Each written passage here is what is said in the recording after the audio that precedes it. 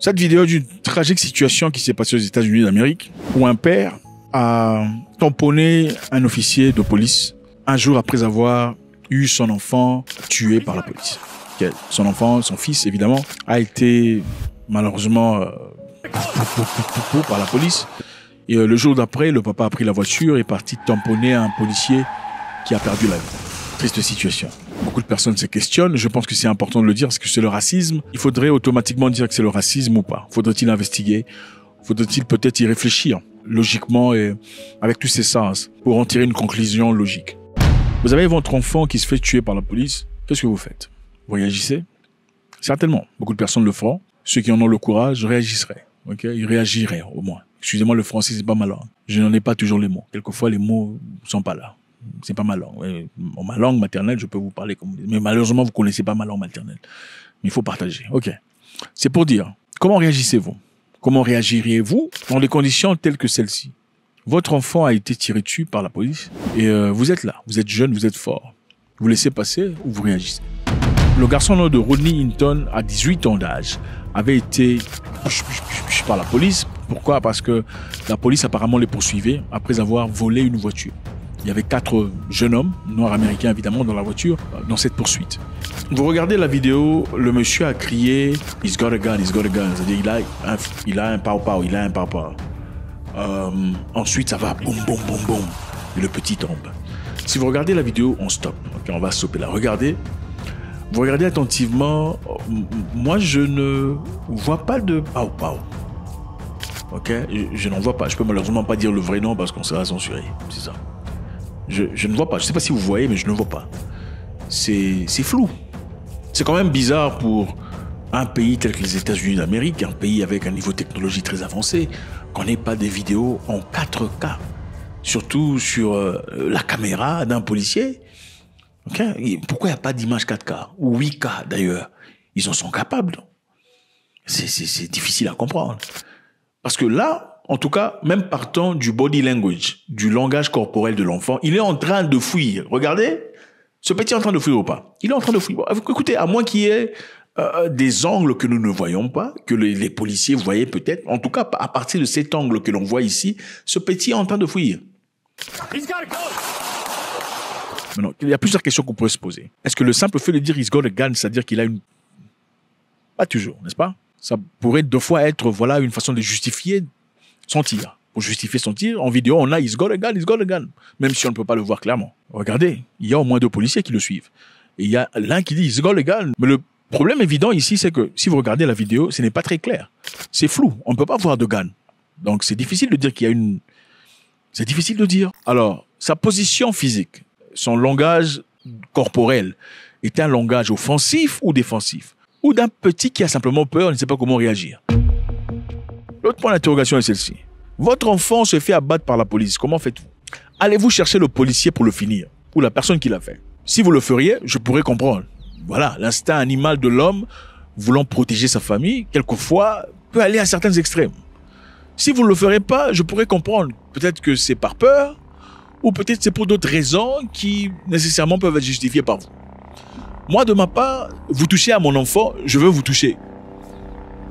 Mais il y a des questions là-dessus. Vous touchez à mon enfant, je veux vous toucher, je vais expliquer.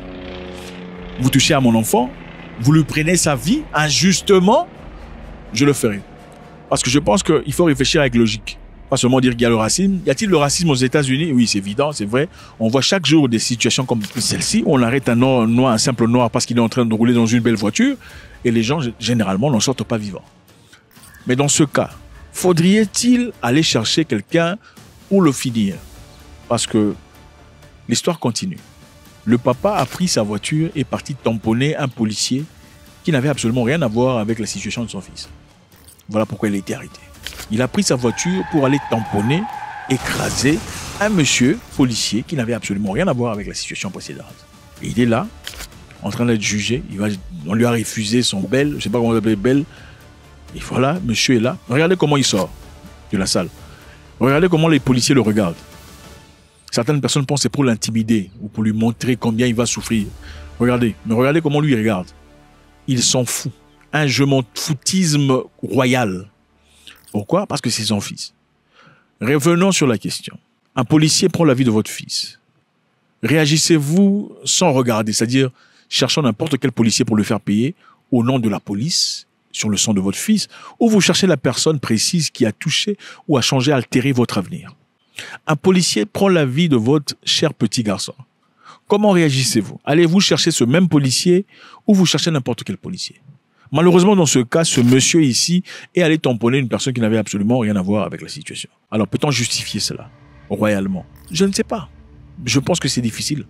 Parce que autant on pourrait dire que c'était injuste d'avoir son fils tiré dessus, c'est aussi injuste de prendre la vie du parent, du frère, du mari d'autrui, injustement, qui n'a absolument rien fait à votre fille ou votre fils ou votre famille d'ailleurs.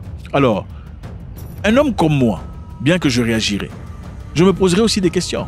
Lesquelles? Mon fils était-il vraiment impliqué dans cette histoire de vol de voiture? Je ferai une enquête avant de réagir. Mon fils, Segundo, avait-il un fusil dans ses mains qu'il a pointé à la police? Parce que, naturellement, quand vous êtes policier, mettez-vous à leur place, je pense qu'il faut être juste dans la vie. Vous faites face à une personne qui, premièrement, était impliquée ou directement impliquée dans une histoire de vol de voiture, qui généralement se font à l'arme blanche ou arme de guerre, peu importe. Vous rencontrez cette personne, vous lui demandez de s'arrêter, elle pointe sa main vers vous, ayant quelque chose dans la main, ou un fusil, ou un truc qui ressemble à un fusil. Allez-vous regarder ou vous allez tirer pour vous protéger? Parce qu'une personne impliquée dans une histoire de vol de voiture n'est naturellement pas, généralement pas quelqu'un de gentil, de bienveillant. En tout cas pas à l'égard de la police, n'est-ce pas? Même s'il pourrait l'être pour sa famille personnelle, il ne le sera pas essentiellement pour la police. Donc, allez-vous vous défendre dans des situations pareilles? Parce qu'il dit, he's got a gun, he's got a gun. Et vous regardez la photo, ou la pose, posez la vidéo encore une fois. S'il y avait de fusils, moi, dans ce cas, je me poserais la question, peut-être que bon, mon enfant, qu'est-ce qu'il faisait? Number one, pourquoi était-il impliqué dans une histoire de vol de voiture? Numéro 2, pourquoi a-t-il osé pointer son fusil vers la police? Dans ce cas, je pense que je ne sais pas si je réagirais, je ne réagirais peut-être pas. Parce que voilà, je pense qu'il est dans le noir, dans le faux. C'est de ma faute, je veux m'en prendre à moi-même du fait de ne l'avoir pas éduqué correctement, de ne lui avoir pas jamais appris de ne pas voler de qui que ce soit, encore moins de courir ou de pointer du doigt, pointer un fusil vers la police. Deuxièmement, je m'investirai pour savoir si mon enfant était vraiment impliqué dans une histoire de vol de voiture. S'il ne l'était pas, ça devient autre chose. Deuxièmement, il faudrait qu'on me prouve que cet enfant avait un fusil dans les mains, parce que la vidéo ici ne prouve rien. Bien qu'à la fin, on a dit qu'on avait trouvé un fusil entre les mains du garçon. Bon, ça, ce sont des histoires. Ça pourrait être son fusil, comme ça pourrait ne pas être son fusil. Ça pourrait aussi être, voilà, l'une de ces situations où on plante des fusils. Ça se fait très généralement pour justifier son tir. Il a une fois, he's got a gun. Et puis vous placez une... Ce sont des choses qui arrivent à plusieurs reprises. Il faudrait une investigation pour être certain que ça ne lui appartenait pas. Au moins, s'il faut avoir le sang chaud comme ce monsieur dans cette situation, il faudra au moins s'assurer que la cible est la bonne et pas prendre une cible étrangère et perdre tout ce qu'on a comme droit, tout ce qu'on a comme raison. Je pense qu'il faut être juste. Autant il y a l'hypocrisie aux États-Unis d'Amérique, dans son système judiciaire, autant il y a le racisme qui est imbriqué dans la politique, dans le système, c'est vrai, c'est évident. Je pourrais comprendre qu'un monsieur s'est dit je n'attendrai pas de justice parce que la justice américaine est fausse. En tout cas, à l'égard des Noirs, on sait voir beaucoup de cas où ça a été complètement énervant. Une situation où un jeune a été tué pour rien et la police n'a subi aucune situation, aucun regret. Alors un papa voudrait évidemment, dans plusieurs cas, réagir, contrairement à la situation actuelle. Donc il faut d'abord s'assurer que votre enfant, votre bien-aimé est dans le banc, n'est pas impliqué dans la criminalité. Il faut s'assurer que l'investigation est bien faite. Quelquefois, on dit la vengeance, la bonne se mange froid. C'est-à-dire, il faut attendre, il faut prendre son temps.